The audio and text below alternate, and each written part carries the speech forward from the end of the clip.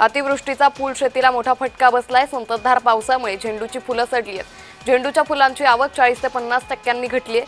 पावसामुळे झेंडूचे दर हे महागले। नवरात्र आणि दसऱ्यासाठी झेंडूची फुलं ही भारतीय संस्कृतीमध्ये महत्त्वाची ठरतात।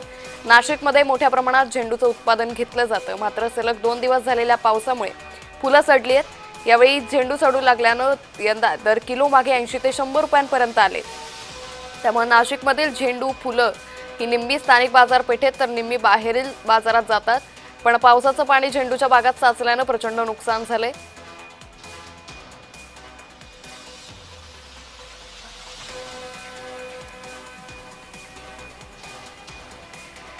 तर या संदर्भात नाशिकच्या बाजारात काय परिस्थिती आहे याचा आढावा घेतलाय आमचे प्रतिनिधी किरण गोटूर यांनी।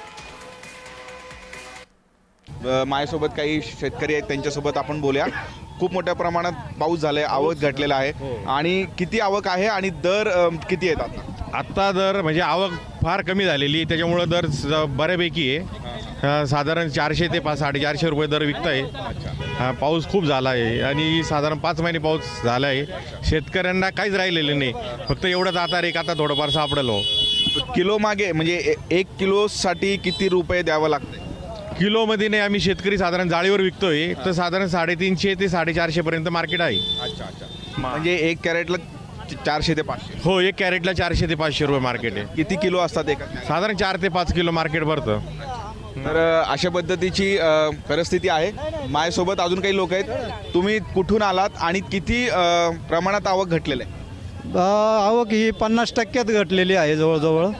आणि पाण्यामुळे काय त्याला पाहिजे तसे माणसं भेटू नाही राहिले, तोडायला बराच प्रॉब्लेम येऊ राहिला आहे।